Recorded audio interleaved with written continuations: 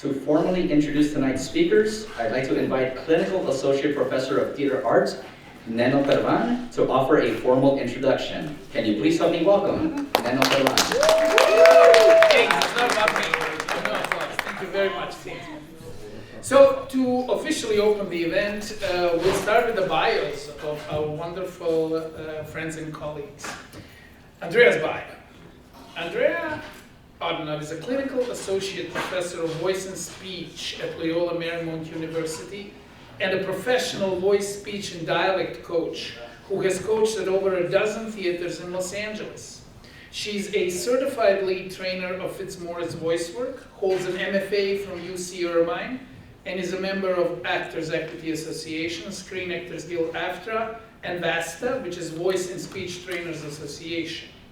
At Loyola Marymount University, Andrea teaches voice and speech, dialects and accents, intermediate voice, voice development, and coaches all main stage productions, which you can see if you go to see Importance of Being Earnest right now playing in a Struve Theater. I invite you all to come several times to watch it with me. It's brilliant. Now Stacey's bio.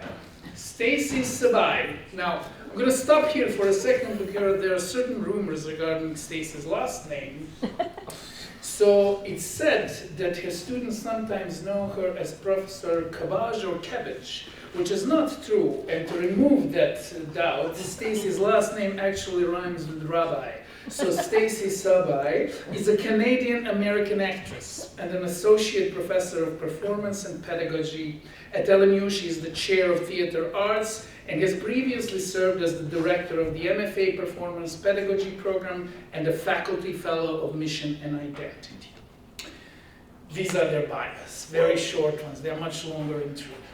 I'm also asked to say a few words about their pedagogy from my perspective. I know these two wonderful ladies for a long time. Andrea and I actually arrived approximately at the same time to this university a few years ago. And I also met Stacey, I think, first day when she came here. Speaking of their pedagogy, for me, I mean, if you look at their book and if you read their book, you will see what it is. It is meditative, it's wonderful, and I'm not going to speak about it. But for me, there is an element in both of their pedagogies, an approach to teaching our students, which will never, ever leave one student behind. They will go back, and they will work, and they will dedicate, and they will spend time, and they will never give up on the students. So if there is embodiment of that idea of teaching a whole person in practice, they certainly do that. And observing them and watching them do that from years, it was a phenomenal experience for me. I would take their class any time of the day, as they say. Their pedagogy, for me, is pedagogy of listening, respect, learning, and deep, deep sharing of what they know. So I'm honored to introduce them tonight, and I will now say a few words about the book's value itself. Lessons from Our Students, Meditation on Performance Pedagogy is a collection of 30 short personal case studies about pedagogical issues that arise in theater classrooms and rehearsals. Teaching in the acting and performance classroom is rapidly changing in the early 2020s. In the wake of the global pandemic, online education, massive trauma, and a social justice revolution, educators are seeking wisdom, clarity, and reassurance about their pedagogy. The authors speak to the current moment and the unique challenges of teaching theater by presenting a personal, practical, and authentic expression of vulnerability, humanity, and artistry as teachers. Through 30 personal meditations, the authors pose reflective questions and discussion prompts that evaluate the craft of teaching theater, issues that arise, and ideas about how to respond with vision and integrity. Accompanying exercises invite readers to reflect on their own teaching practices. This book serves as a text for theater teachers and teachers in training in search of inspiration, validation, and transformation in drama education and theater pedagogy classes. I will also just remind you that you're all invited to reflect on your own lessons to share at the end of the session. And with that, I guess I give floor to Andrea and Stacey. Thank you. Dear reader. Back to basics. Let's inhale deeply and exhale completely. As teachers of theater performance, we often begin our classes with invitations to breathe, center, and open to the present moment, especially when we're about to do hard things. In this book, we share stories of chaos, confusion, and follies from our classrooms and rehearsal halls, and how these experiences have transformed our teaching. May our radical openness provide solace and inspiration to you wherever you are on your teaching journey. As Catherine Fitzmaurice, the founder of Fitzmaurice Voice Work, has said, your students will always be your greatest teachers.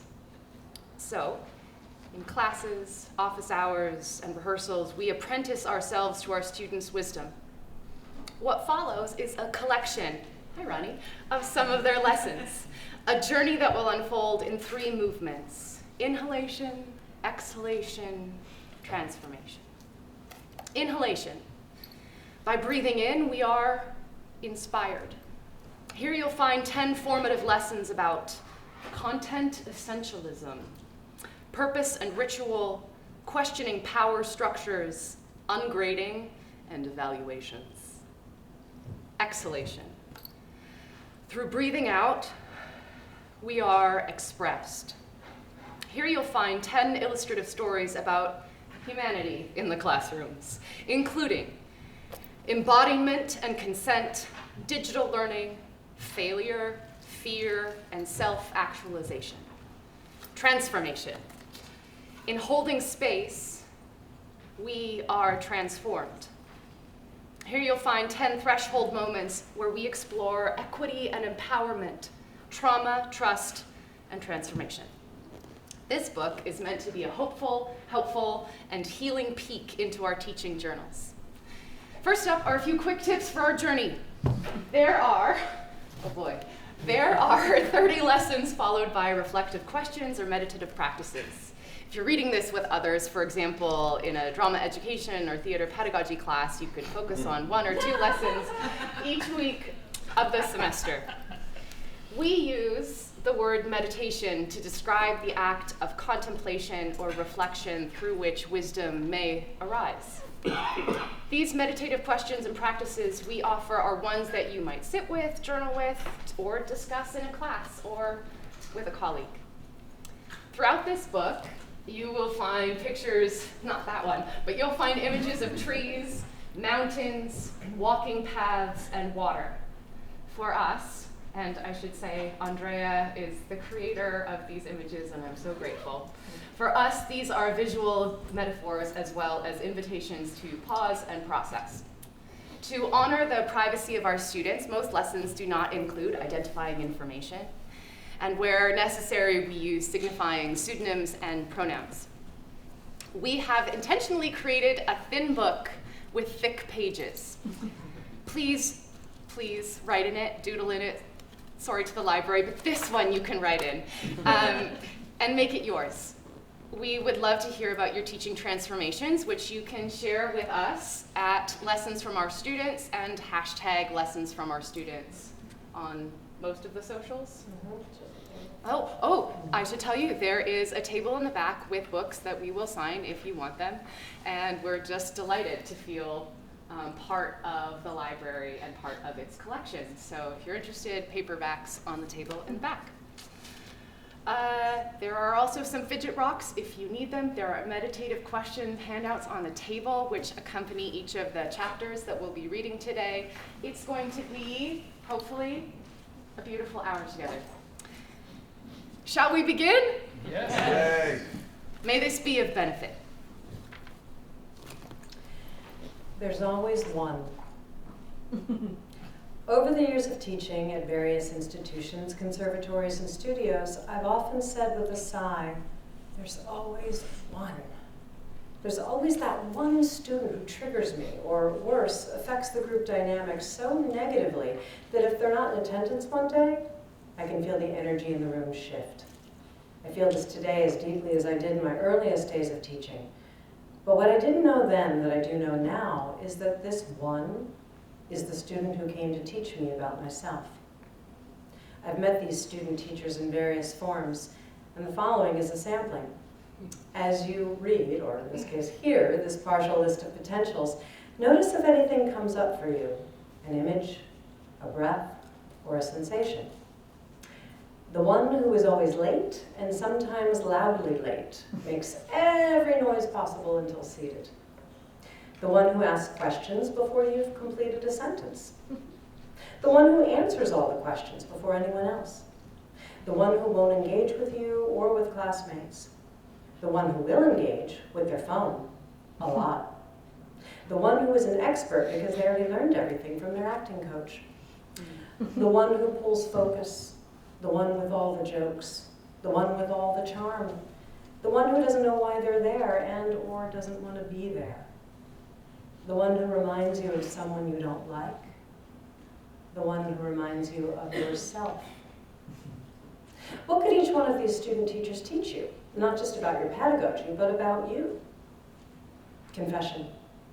I see versions of my former student self in at least 5 of those forms. You know what else?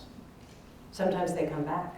Yes, that student that you experienced in such a way that you breathed a deep sigh of relief once the class was completed will show up again. Maybe it will literally be the same student, or a student who exhibits the behavior or shares the personality that caused you to tighten. If it was the one who didn't want to be there, you might wonder how they found their way into your classroom again. Perhaps they had to, according to schedule or major requirements. But a more exciting possibility to meditate on is now there is an opportunity for a different relationship with them and with yourself. The opportunity. One of my ones showed up again 2.5 years after my first class with them. The initial experience wasn't a nightmare, it just wasn't one I cared to repeat. The student was consistently late, brought a frenetic, disruptive energy into the space, and did not wish to work with or even be physically near anyone else. In the middle of more than one lesson, the student would release a loud, exacerbated sigh, which normally I welcome in a voice class, to give voice to one's experience, but this sigh pulled my focus away from my instruction, and I perceived it as a huge, I'm bored as hell. This was a new class I was teaching, and I couldn't help but project upon that sigh my insecurity about whether the course was any good. Mid-semester, the student did not do as well as they hoped on the midterm assessment and approached me to desperately seek extra credit to make up for their low score. I wrote them a long, detailed email, outlined options, assessed their current grade, and explained how I would support them. There was no response, but the sighs and the disengagement continued. In hindsight, there were missed opportunities on my end. I did not reach out to the student to check in or inquire if there were ways in which I could better support them aside from honoring their need for physical distance in class and offering options to improve their grade. I was distracted that semester. As I mentioned, it was the first semester of a new class I was teaching, which is usually clunky, as well as my first semester as a full-time professor, which also felt clunky. So, my energy, which is normally entirely focused on my students, was scattered. Course evaluations are anonymous. There's no way to know who wrote what, and that is a precious protection of privacy. But one student out of that very small class that for the most part reviewed both the course and me positively gave me horrendously low scores, the likes of which I hadn't seen in over a decade of teaching. And in the area for comments regarding the course itself were words I'd never read before on any of my evaluations.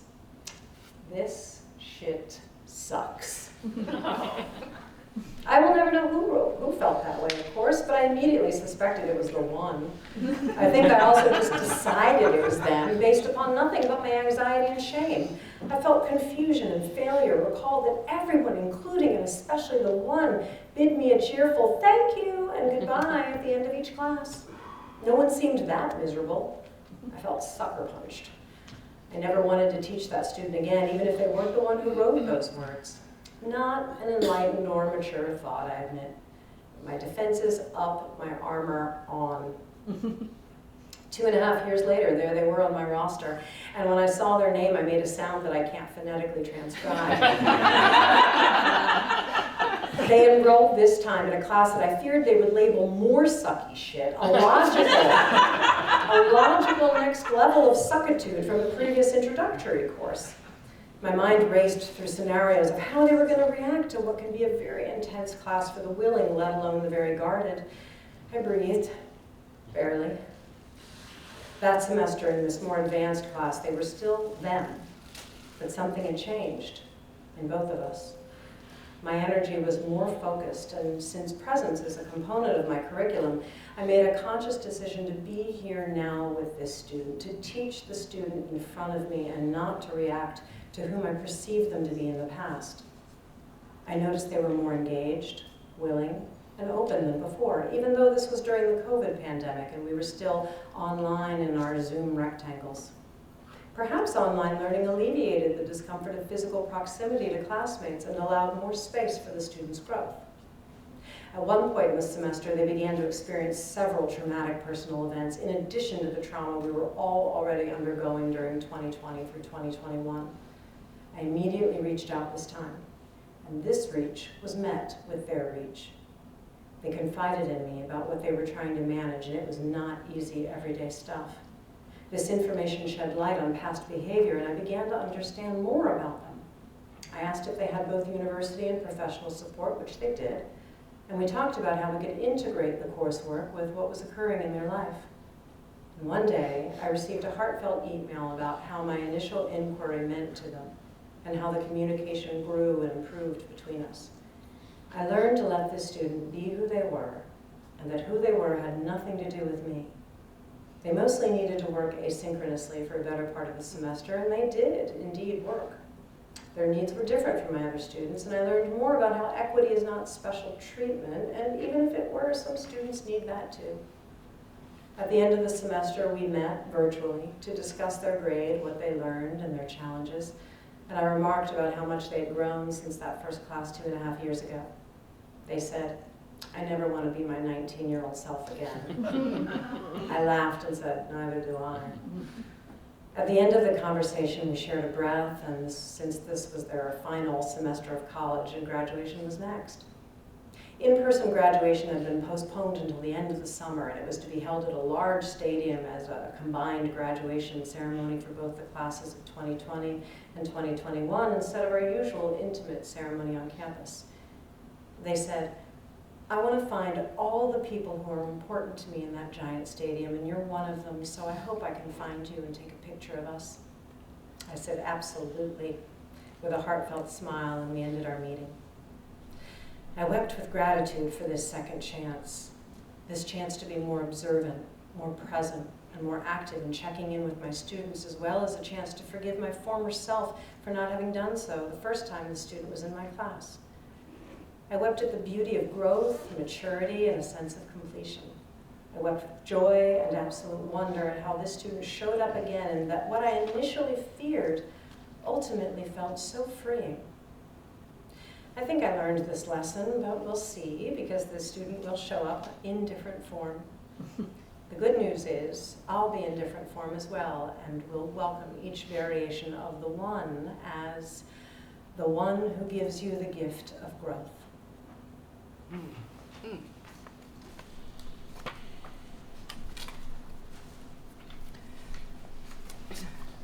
SOP? Standard operating procedures. It was midterms. Each student in our voice class had selected and rehearsed a poem through which to practice their technique. The class decided to convene in the campus amphitheater with its green expanse and magnificent view of the sunset. As the students began vocal warm-ups, 2 uniformed Reserve Officers Training Corps, ROTC, cadets, started unpacking their gear stage left. I saw my students look around cautiously, and I approached the cadets to inquire about their plans for the next hour. It should work out. The platoon meets here at 4:30. At 4:25, the last student took the stage to share the poem that he had memorized. Insensibility by Wilfred Owen. He stood downstage facing his peers who were seated in a semicircle. Behind him, the sun had begun to set. He spoke softly, with conviction. Happy are men who yet before they are killed can let their veins run cold. At 4:26, the calls began in the distance. About face, right shoulder arms, forward march. He trembled and steadied himself, and I wondered if I should intercede. And some cease feeling even themselves or for themselves. Dullness best solves the tease and doubt of shelling. Dozens of young cadets marched into view as the platoon leader bellowed, "Left flank march, right flank march." And my students looked around nervously at each other, wondering if we clear the space. I looked at my watch, 4:28. With steely resolve, the student continued. Happy are those who lose imagination. They have enough to carry with ammunition. The platoon stood in formation as the officer called. Present arms, 4:29. The officers, the platoon, the students, and I waited the next directive. The poet's words cut through the tense silence. By choice, they made themselves immune to pity and whatever mourns in man. Before the last sea and the hapless stars, whatever mourns when many leave these shores, whatever shares the eternal reciprocity of tears. We exhaled, applauded, and retreated from the amphitheater to debrief together on the midterm experience. I was in awe of all of them and their progress, but especially of the brave young heart who spoke his poem with such determination. How did he maintain his composure in the presence and pressure of advancing troops? It was simple, he said. As an artist, my standard operating procedure is to stay grounded and speak the truth. You have some questions for meditation on the table, which are, how do you know when to end a class exercise? And how do you signal this to students? What are the standard operating procedures at your school or institution about space, time, and communication?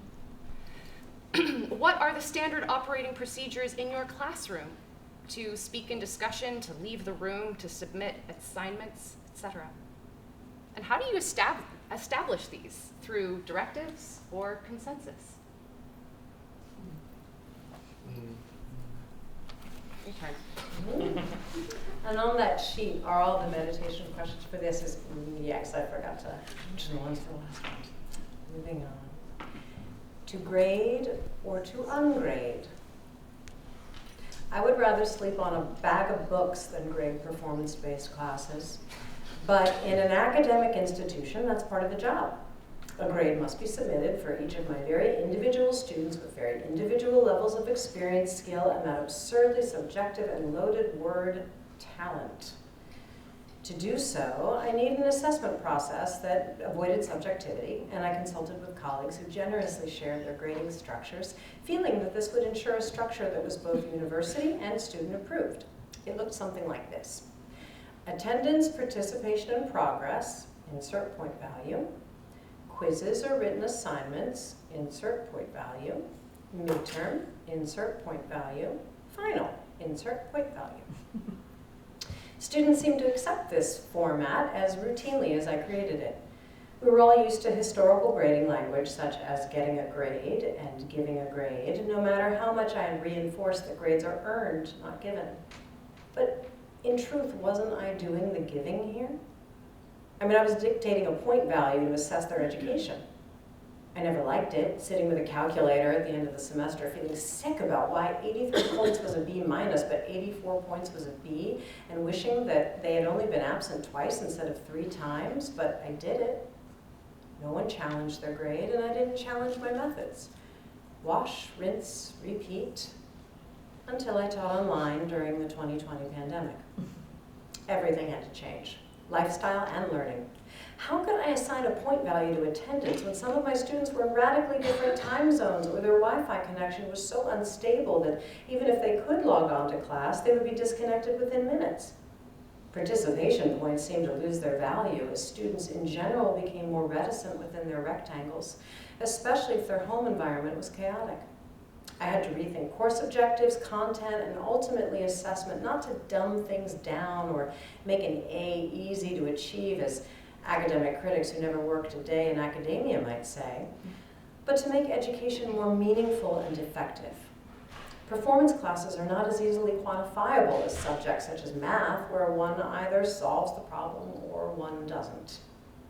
Enter ungrading, a student-centered self-assessment model that abandons a dictated point system and encourages student agency, engaged learning, and self-evaluation. I was wary of it at first. But what if students put in minimal effort and in some delusion of grandeur gave themselves all A's? How would I have the hard conversations about grade discrepancies? Did I trust them to assess themselves?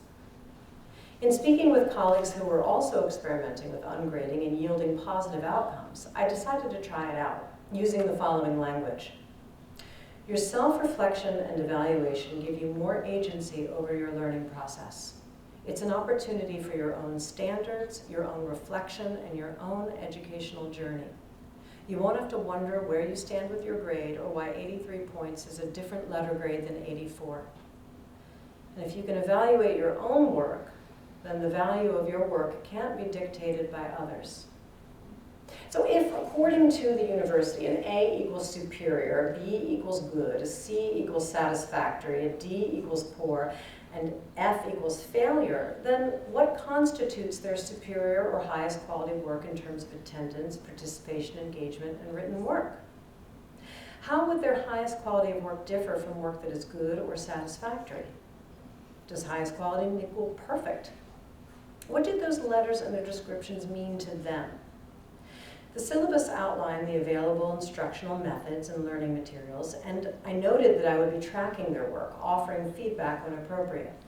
In turn, they were asked to track their work too, holding themselves accountable to the standards they set for the desired letter grade. At the semester's end, they were to submit a process letter, a detailed reflection and self-assessment of their experience with the course's learning outcomes and how their work achieved those learning outcomes. I asked for conscious introspection and gentle honesty in these assessments. During finals week, I met with each student individually to discuss their process letters, and together we assigned a university letter grade to their coursework. Some students felt comfortable assigning themselves a grade in their process letter prior to our meeting, in which case I would offer a response to their assessment. If I may be frank, ungrading was much more work than unconscious grading. I found myself giving more individualized feedback following assignments, and students requested more office hour appointments. The final week of the semester, when everyone is running on fumes, was filled with reading pages of process letters and individual meetings for discussion. I learned that I loved it. These process conversations offered me an opportunity to know my students even more and to discuss subsequent steps for study. The letters and conversations were informative, enlightening, and very helpful to me in guiding future instruction. Some students appreciated it and found it freeing, and for others, it triggered anxiety. For those who experienced self-evaluation stress, we leaned into that discomfort and reflected on why that discomfort existed. I emphasized with them and shared that writing my annual faculty self-assessment report brought up the same feelings for me, which surprised them. We discussed those feelings and the benefit of addressing them and moving through them in honest reflection. There were no delusions of grandeur as I once feared. On the contrary, there was a greater tendency to downgrade themselves and devalue their work in progress. In course evaluation, some of the responses to ungrading included, I have always been very motivated to please teachers and get a good grade, and not having that as a motivating factor for my effort made me reevaluate ways in which I can inspire myself to learn for the sake of learning. The ungrading was nice in the sense that I was intrinsically motivated to do work, but it does stress me out. I tend to be an overachiever and anxious, so put in a situation where I'm supposed to assess myself is hard because I feel like I can never realistically say I deserve an A or something because there's always more that I could have done. I found the more casual approach to teaching with not so much of an emphasis on grading to be so helpful as it diminished some of my stress from my course load and made the class and practicing for it so much more enjoyable. Grading myself throughout the course was really beneficial. I was not stressed about the class, but still encouraged to do my best work since I knew I would have to evaluate myself. This choice to ungrade works for me, for now. Perhaps it won't someday, and even if I remain an ungrader, I'm certain that the process and practice will undergo mild to moderate changes in response to my students' experiences. For now, I'll keep listening and learning. That's what feels right for me. Please use the exercise on your table to feel what's right for you. Spoons. Spoons. One year, a beloved student gifted me with 2 beautifully carved spoons. Hi. I was honored and a bit perplexed by the gift. She explained that the most valuable lesson from our time together was an anecdote that we shared in her graduate acting class. As a young acting fellow at the Shakespeare Theatre Company, my first production was William Congreve's The Way of the World. And I played Betty, a servant at the chocolate house, and I dedicated myself to stirring, pouring, and carrying mugs of chocolate. One performance, as I carried the serving tray downstage, I tripped over my fabulous hoop skirt. And the metal spoons I was carrying clattered onto the wooden deck, and it was so loud that the principal actors stopped speaking. In my naivete and embarrassment, I blushed and I fled upstage, leaving the spoons on the ground. Mortified that I had interrupted the scene and pulled focus, I apologized to them at intermission. And one of the actors kindly explained to me that dropping the spoons wasn't a big deal. The more important thing to learn was to pick them up. Acting requires that we respond fully to what is actually happening in the moment, not denying the truth of what is. So for my acting students, the spoon story became a valuable teaching parable. It signified the importance of present moment awareness and responsiveness. It also revealed that our perceived foibles and failures are moments of sharing our full humanity. Such authenticity cultivates trust and connections on stage and off. In this light, my perceived failure presented for both me and my fellow students feedback that allowed us to go inside and learn. Fail. Questions for meditation. What was the culture of risk and failure in your educational experience? In what ways have your own educational experiences helped you define the atmosphere that you would like to create for others? And what does it mean to you to share your selfhood in service of learning? Whose need is it anyway? I was teaching voice at a well-regarded acting conservatory in Los Angeles. My classes were based on Fitzmaurice voice work, structured across 3 levels, voice 1, 2, 3, and students were at significantly varied stages in their training. In any class, I might have one student with one student with years of previous voice and body work, working alongside another who was new to actor training in general, and perhaps even more new to their own body. Fitzmaurice voice work is somatic work, and like any type of body work, discoveries can be unexpectedly thrilling, pleasurable, informative, confusing, frightening, and possibly painful, depending on how the student perceives the experience and how the experience is guided by, guess who? The teacher. As my students were exploring body and breath release work, I was walking around the studio, observing and guiding, sometimes with words and sometimes with physical adjustments. I noticed one student in a dynamic effort that I wanted to adjust. It wasn't that the student was in danger of hurting himself, but rather I could see where the body was bracing, what might facilitate release, and I wanted to foster that awareness in him so he could have a deeper experience. I approached. I don't think I made it within 3 feet of him when he simultaneously shooed me away, both with his arm and his sound, which loosely translates to leave me be. How dare he? I defensively and incredulously fought my ego. I was the teacher. I knew what he was doing wrong. I could see his body, I could see the blocks and the bracing, and I could see what might free up the energetic flow. And I was older than him. And if I were a male teacher, he wouldn't have, and he wanted to sort it out himself. This was a lovely student who was always respectful, not the least bit sexist, and a joy to teach. This was the 3rd course with me. He was curious. He wanted to explore everything that I was seeing, but for himself. Ultimately, that's the point, isn't it? To train the actor to be curious, to venture into the unknown, to explore the discomfort, to learn, to see, and to have their own agency.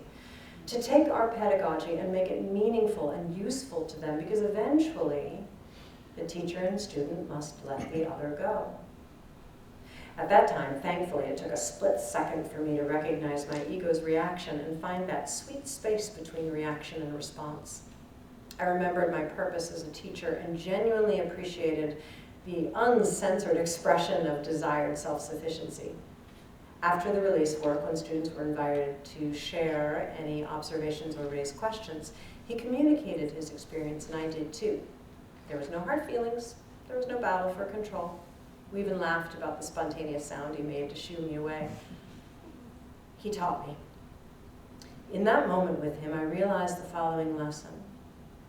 I needed to go to my student more than he needed me to.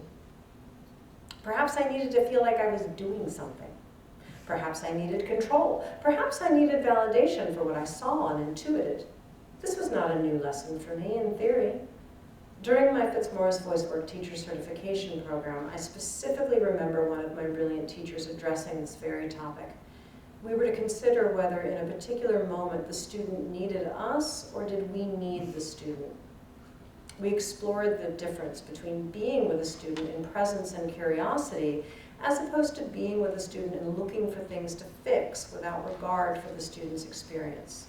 So I knew all that, and in that moment, forgot.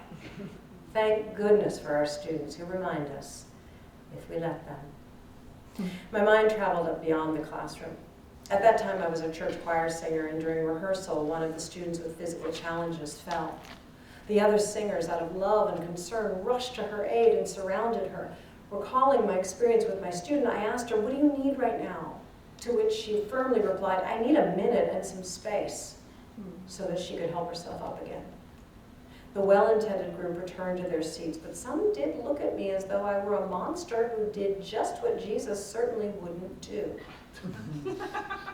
I thought about how I heard it said that handing someone a tissue subconsciously tells them to stop crying, when what they really need is to cry. That maybe just being with, providing that space for them to release is what they need, but might not be able to communicate. And I wonder if asking for a tissue because your feelings are leaking out of your nose is a different experience than being handed one preemptively. And when is the right time? I mean, do you wait until I've begun to wipe my eyes and nose with my own clothing? Or do you say preciously, "I have this tissue for you, but I'm going to withhold it in honor of your needs in this safe space I've created for both you and the contents of your sinuses. This is not an easy area to live in. I mean, we're not machines. We're sensitive, empathic humans who want to connect and help. And if we found our home in the arts, then those traits are often heightened. We don't want to appear callous if someone has fallen or crying, and we don't want to be the teacher who's perceived as doing nothing. We often consider what we would need and project that onto another, assuming our needs are the same. The yoga studio I belong to offers chips, think poker, not potato, that a student can place at the corner of their mat if they don't wish to be touched. I like this idea, and I now incorporate a similar practice into my classroom. Since I keep forgetting to purchase poker chips, I ask my students to use a gentle hand gesture as if to signal stop if they sense my approach and wish to be alone with their experience. If allowed to approach, I do ask my students for permission before making physical adjustments and try and fail to only offer adjustments if I see something that might be injurious or so habitual that it requires additional support in unlearning its unhelpful habit. Some students want and need attention. Some students want and need full autonomy. Some students will not communicate their needs to you, and others may not be able to identify their needs until the exact moment in which they arise. Some students and teachers confuse want and need. Now, I'm not suggesting that we live or teach in a world where we just watch someone fall without lending a hand, watch someone cry without lending a tissue or an embrace, or watch a student struggle to deepen their experience without guiding them to that next level. However, we, as teachers, need to be in touch with whose need is it. Because if any action or interaction I take with my students fulfills my need, yet ignores theirs, then it's only serving me. And this is not easy. We must be prepared to fail at this many times and to be gentle with ourselves as we do. Our task is not to be the perfect teacher any more than the task for our student is to be the perfect student.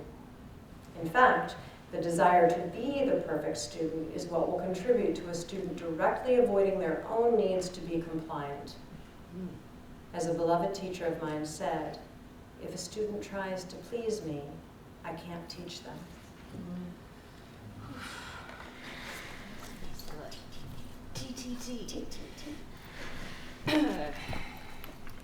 Teacher talking time.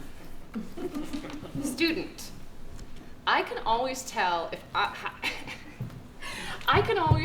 if I'm gonna like a class by how much TTT there is on the first day. Me. TTT? Student. Teacher talking time. The more TTT in course, the less enjoyable and engaging it's gonna be for me. While my graduate teacher training covered the concepts of teacher-centered, student-centered, and subject-centered classrooms, the notion of TTT was a revelation to me. By Nikki. It originated in the communicative language teaching framework, which highlighted the value of student talking time, STT, in foreign language acquisition. And as my brilliant student suggests, this also applies to drama and theater classes. In a teacher-centered classroom with high TTT, the teacher determines what content is introduced and when. However, this often correlates with limited skill practice and autonomy for learners, which can lead to decreased concentration and increased boredom. Conversely, creating more opportunities for STT can facilitate greater engagement, idea generation, and focus. An essential lesson for our teachers is that talking at learners is not often conducive to their learning. So how do we reduce unnecessary TTT? Well, as a shorthand, one can begin to practice by asking oneself the question, WAIT, why am I talking? And if you're not sure, you can give yourself a teacher talking timeout. And you can then diversify your instruction, meaning vary your teaching tactics, by inviting questions or reflections, facilitating a think, pair, share, or holding space for silence. So, questions for meditation. What is the typical ratio of TTT to STT in your classroom? How long are your demonstrations or lectures? Do you leave space and silence for learners to work without verbal input? And do you feel guilty or uncomfortable when you're not giving verbal feedback?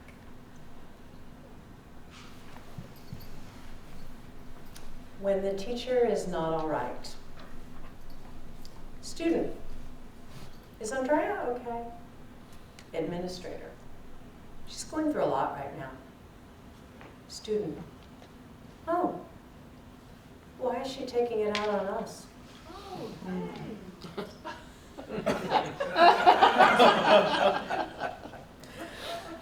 I heard of this exchange about a year after it happened. I heard it with my heart, and it hurt. The administrator, who was also a friend, knew this was highly unusual feedback for me and did not report it to me at that time. It only came up during a social gathering when I was reflecting on how challenging it had been at that time for me to even show up to work, let alone teach. I expressed gratitude for the support from those at the conservatory whose hearts had held space for me. Please take responsibility for the energy you bring into our room was written on my syllabus, and I read those words aloud on the first day of the semester. This invitation inspired a thoughtful discussion with my students about how our energy affects us, affects each other, and how we take responsibility for what we bring into the room. Students were assured that they never had to force positive energy, as I do not subscribe to a good vibes only mindset or space.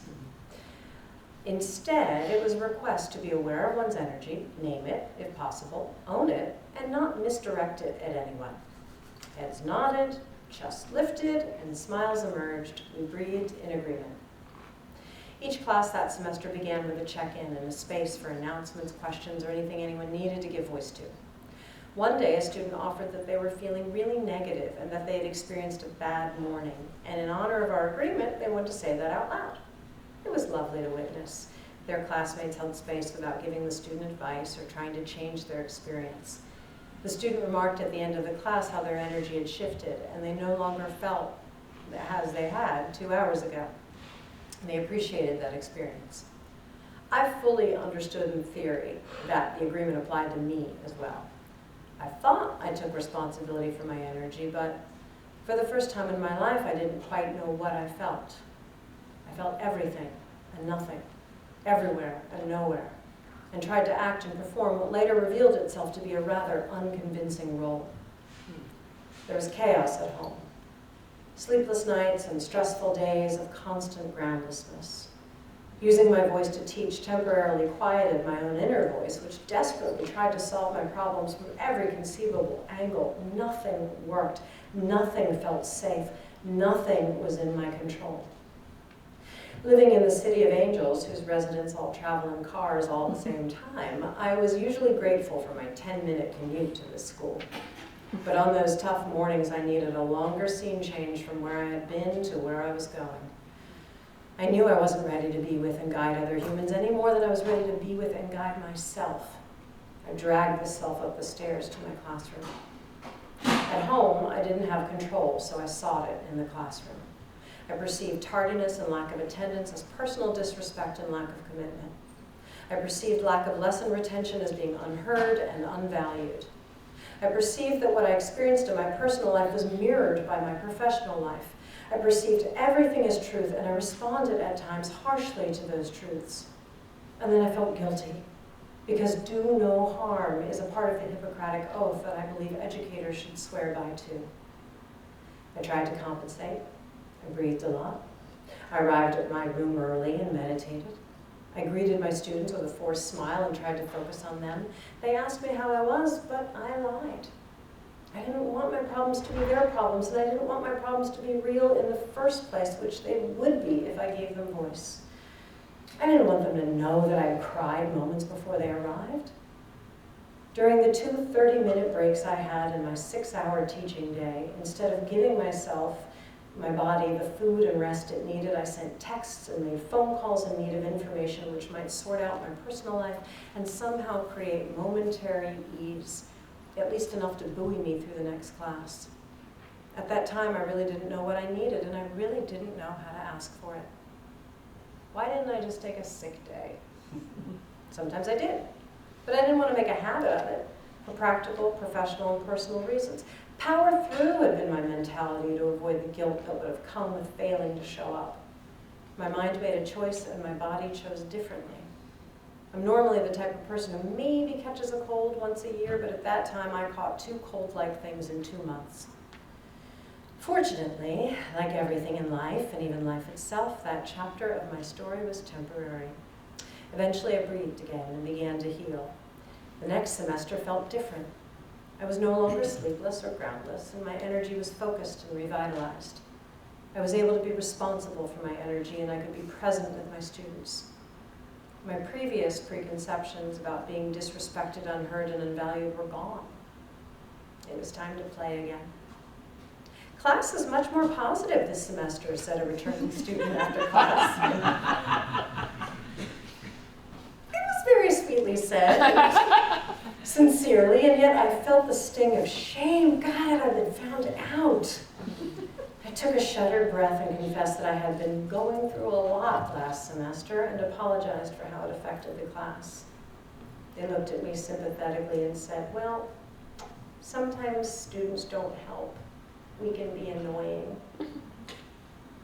I nodded gratefully, but remained steadfast in my acknowledgement of my contribution to the previous semester's dynamic. I am moved by those students who gave me grace while simultaneously using their voice to speak up about what didn't feel right. That is, in truth, part of what I teach them in a voice class. I see that now, and that feels good. And despite what I consider to be the most challenging and painful period of my life thus far, despite my inability at that time to be the kind of teacher I aspire and know myself to be, and despite the pain, however mild my students felt because of my energy, the world did not end. Please give yourself grace. Give your students grace.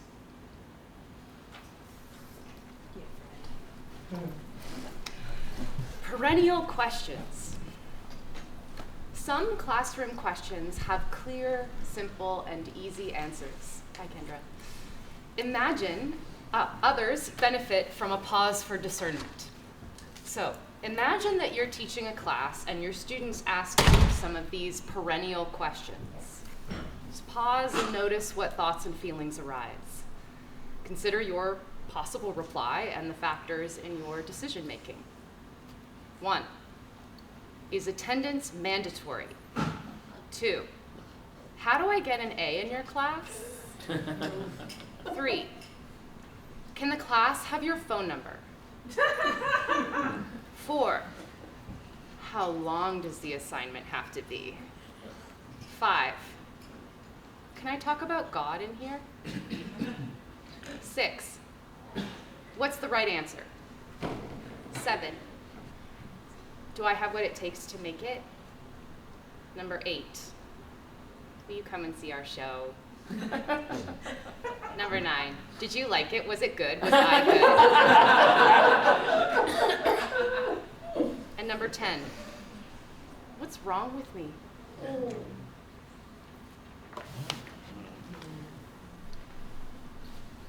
When death comes. You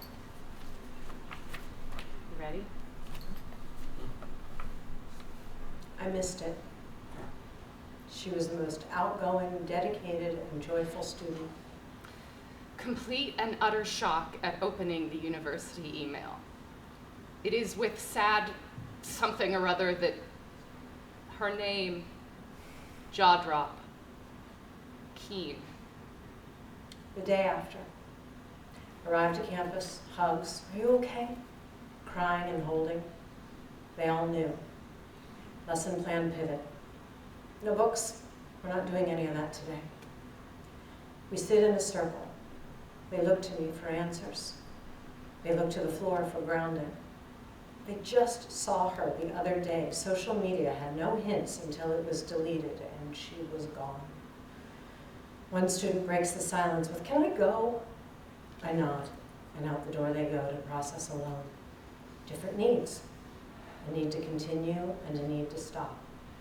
A need to talk and a need to sit in silence. The days after. We sit in our usual circle, but we are no longer 14. Do you want to include her chair? Let's leave a chair to the side. We decide. How to proceed? I offer that both feelings can exist. We can remember, honor, grieve, miss her terribly, and we can still have fun. We can still laugh as we did, as she did, and remind ourselves that we are still living. We create a ritual. LED votive candles for each student to light with thoughts of her. Each candle is placed on her chair, outside the circle, but still in the space. The candles remain lit for the length of each class. The years after. Her picture adorns my office. I have students talk to her beautiful face when they practice their monologues during coaching sessions. I think of her every year on the anniversary of her passing. And I check in with my students more, especially the outgoing, dedicated, and joyful ones with amazing social media profiles. I can't prepare for nor predict when it will come. All I feel I can do is remain as present as possible with my students so that when it comes, I can respond in a way that feels helpful, hopeful, and healing. Meditation practice. Let each reminder of your mortality deepen your gratitude for life. This moment, here, now, always. For Bianca, Yael, Mira, Pato, and Emily. Holding space? Holding space! This is a space and an opportunity for a community knowledge exchange. Is there a lesson for one of your students that you'd like to process?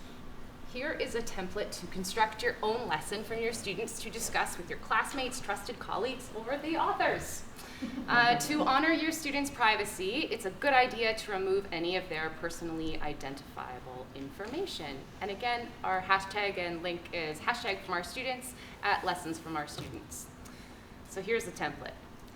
Describe the inciting incident or presenting problem. So that's where you establish the given circumstances and relationships, the heart of your inquiry. 2, hover in the unknown. What questions come up for you? What feelings or sensations do you notice? And then hunker for discernment.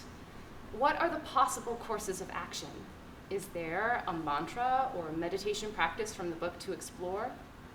What wisdom arises in your breath, body, and being? And finally, lessons from my co-author. Do you want to write a book with me? Stacey asked. I couldn't answer, partly because I had just taken a bite of dining hall food, and partly because I couldn't believe the question. The only writing of mine that Stacey had read was my office hours sign that hung outside my door, so why me? I also thought, why me? Because when someone who was once very important to me said that I couldn't put 2 sentences together and that my stories were boring, I believed it. What kind of book? I mumbled what I believed at that time to be meat. As she described her idea, I felt that feeling I get when I know to say yes. It was exactly the book I wanted to write. I had been brimming with student stories I wanted to tell for years, but was too afraid. And I was still afraid. But it felt like since we were both taking a risk, why not lean into that fear and see where it could lead? Creating with Stacey has been a transformative experience. She soon dispelled those beliefs I held, and as I wrote the limiting stories I told myself regarding my abilities were rewritten by her unfailing support. I was, and am, inspired by Stacey's ability to listen, collaborate, honor an individual's strengths and contributions, respect the other's time and bandwidth, and give kind, constructive feedback that empowers and inspires. We worked in each other's offices, in each other's homes, and during the pandemic isolation, we FaceTimed and read our writing to each other over the phone. Eventually, we began to meet in the mountains to have moving conversations while on hikes, followed by food. Lots of food. This process with Stacey has fed both my belly and soul. Thank you, dearest colleague and friend, for inviting me on this walk of faith, this walk of wisdom, and this walk of wonder. Thank you for walking alongside me the entire time. Well, as you may have discerned through reading and listening to this book, Andrea is an extraordinary teacher. I knew this the first week that we met. I heard it in the way she spoke of her students with deep respect, loving kindness, and enthusiasm for their development.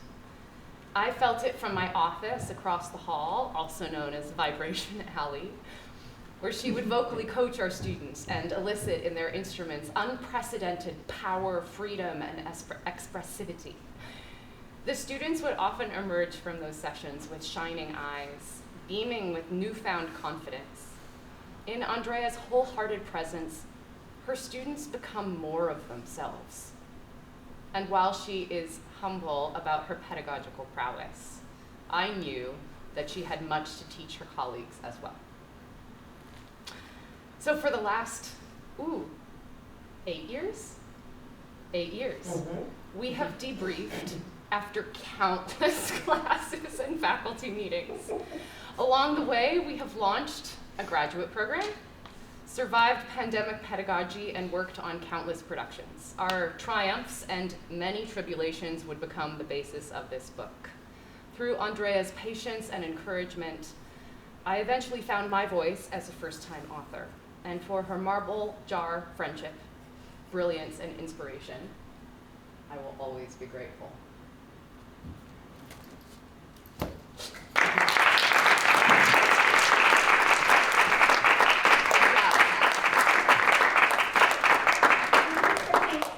It's a great time to have some snacks, I think. Can I turn this thing? We And a also Q&A? have just under 10 minutes reserved for Q&A if there's any questions from the audience members as well.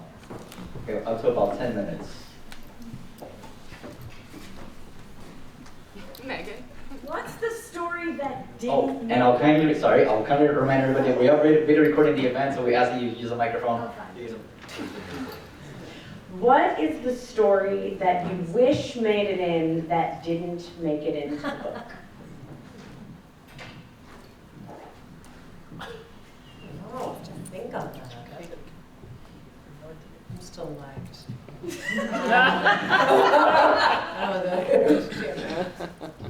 you have one? Because I'm not. I can tell you that I was a very bad writer at first.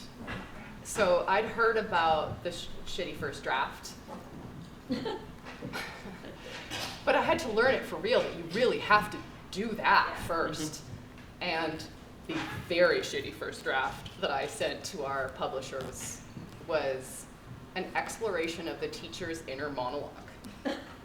And that sort of stream of consciousness and the inner life of teaching was what I was trying to get to, but I approached it in, like, we hadn't found the style of the book yet, or the tone of the book yet, but in retrospect, it was just terrible.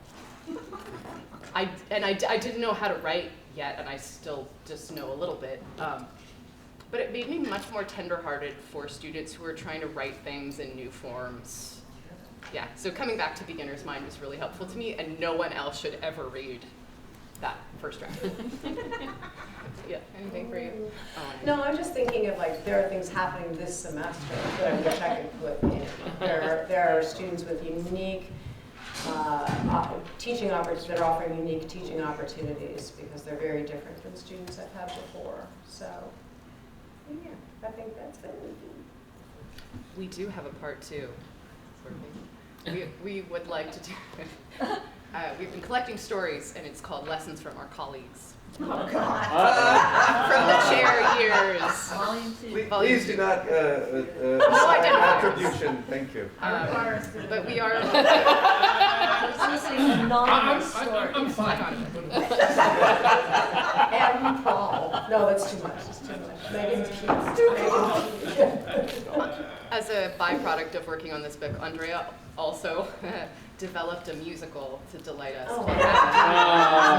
Don't tell the people that. But my point is that like you don't know what you're making at first. Like we didn't know what stories mattered to us at the time and what mattered to our publisher and felt like of the moment.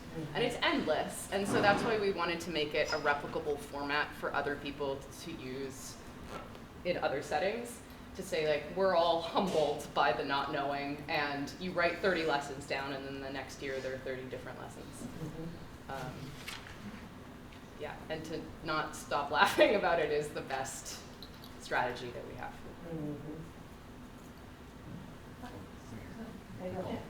No, I appreciate the book and the reading, and also I appreciate the vulnerability, especially as teachers, and with our relationship with the students and vice versa.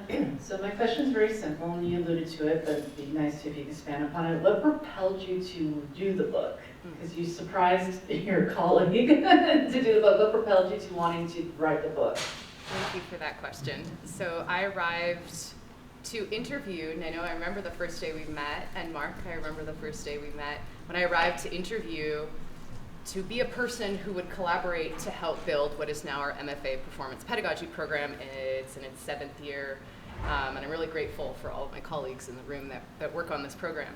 But what really made me nervous was the idea that I was coming in to be an expert on pedagogy.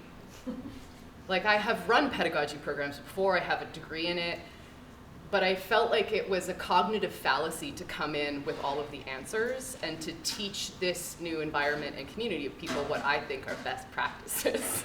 And that my ego is very much embedded in that endeavor, and right from the get-go, I wanted to be of service and be curious about what could work here in this place now for a program where we are innovating and we're all curious together rather than me, which has been true, but sometimes I feel like I'm running as fast as I can to try to solve the problem and have a good answer and set something in motion. And so I started this book as a kind of framework for being in this moment in my career as an assistant professor in a new place, and trying to figure out like, what do Los Angeles students need? What are the 2020s about? What is the unique value proposition of this program? Still trying to figure that out, to be candid. But it has positioned me or helped me to find the role of being alongside the student in the journey of discovery. And in teacher training, rather than sage on a stage or guide on the side even, it's much more a journey of accompaniment. So the Buddhist frameworks that inform my life and my thinking, I wanted to draw a sort of pedagogical, spiritual, or mindfulness parallel throughout the program, which was how do we embed Ignatian pedagogy and mission-oriented work at this university, and what does that look like?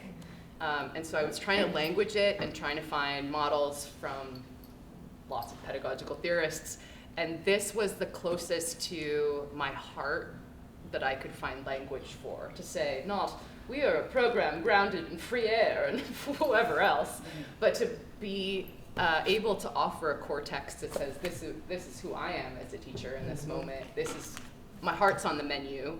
Can you, within that framework, invite your own humanity and artistry into your pedagogy, and then what would happen? And that's sort of all grounded in my belief that theater pedagogy is in service of the awakening of the individual through expression, play, and community, and that most human beings benefit from having unconditional positive regard from a loving witness. So to have a teacher watch you play is a great benefit. And so I wanted to find a way of sharing that philosophy of teaching in the program. And so this book has been become a core text in our foundational pedagogy classes for them to talk about their own issues in pedagogy. So they write case studies and then bring them in. And that feels a little fresher than doing a review of literature around teaching case studies. Hey, Arthur. And also, I wanted to add on that, if I may, that just in terms of for creatives in the room, it was exactly 9 years ago that I was writing, there's an essay in there called There's More Than Meets the Ear. I was writing that just independent. I had nothing to put it into while I was experiencing when the teacher is not all right. 9 years ago this week. And so there is that thing I'm realizing now, like if you have that creative impulse and you don't even know what it's going to end up being a part of, just do it, because then, 8 years later, 7 years later, comes along someone who goes, hey, here's this idea, let's put it, and there it was, and I had this little essay already written. So that still blows my mind. Yeah. Is Arthur going to do it? Did Arthur? No, I just saw you. I was just like, oh, you're here. Hi. It's nice to have students in the room. Thank you for being here. They You weren't in the book. usually hide in the back. It wasn't you. It wasn't you.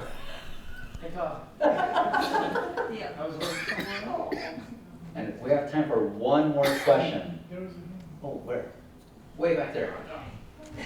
Oh, hi, Josh. It wasn't you either, Josh. It wasn't Hello. you. I was wondering, what are some lessons that you learned through sitting and holding space for students in grief? That was a really personal topic that you guys talked about, and I thought it was really interesting.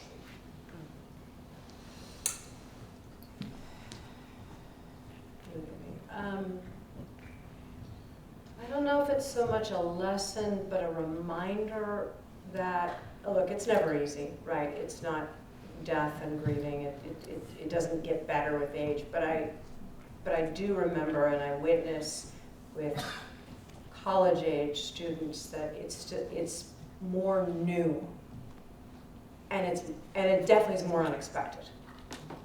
Right, you expect grandma, grandpa, at some point, right, when you get older. But the newness and the how jarring it is, and the word that keeps coming back to mind is ground. I remember that day, and literally everyone was staring at the ground, and I just felt like it was, because you just feel completely unended, and how does this happen? It's not supposed to happen. It's, I think what I learned, and to treat it that, not to come at it with, oh, this happens and people die, and all that, because no, that's not what it feels like in that moment. Thank you for asking this question, Josh. And we chose today to name several of the students who have passed at LMU in the time that we've been teaching here, because it's something we've experienced over and over and over again. And that, just our proximity to mortality, I have had to feel like is an opportunity to awaken, like in the sense of memento mori, being like, okay, none of us know how much time we have. We don't know where and we don't know when. And so if I can bring that into the way that I live my life and the way that I teach and the way that I make art, it's like every moment becomes a little bit more sacred when I'm in the practice of remembering. And the practice of remembering to me is that birth and death are thresholds of transformation. And so every moment of my life and spiritual practice, I'm just trying to remember to breathe in and out. Or as we say to each other all the time, 1, 2, 1, 2, to keep putting one foot in front of the other. And then I think the things that scare me, the things I feel fearful around, are the things I want to learn more about, because it's always and forever a call to more love. And so when I directed Measure for Measure this last summer for Shakespeare on the Bluff, one of the central themes of the play is about mortality. And so my approach is to say, let us sit together in this inquiry and let each of the characters who reckon with death, Arthur may remember that I had them each read a different book of living and dying. So from a Tibetan perspective, from the perspective of Judaism, from the perspective of the ancient Egyptians. And so together we can all not know and be in the big question, because I think it doesn't feel great for me for someone to fill the air with words or movement or a lot of trying to say the right thing or do the right thing for another person. And the most helpful question I've learned to ask is, tell me about them. Tell me about the person who passed. And stay in the holding space about letting their name be a blessing and to feel them become part of our ancestor story, people that can be present, powerful presences in our lives. So when I feel shaky, when I go into a classroom or a theater, I like to have an invocation and invite the ancestors or creatives or departeds in my life, and to welcome them in and be grateful that I get to be there and live more life. More life. Thank you. And with that, folks, thank you to our co-presenters. Can you please help me thank our co-presenters, Stacey and Andrea?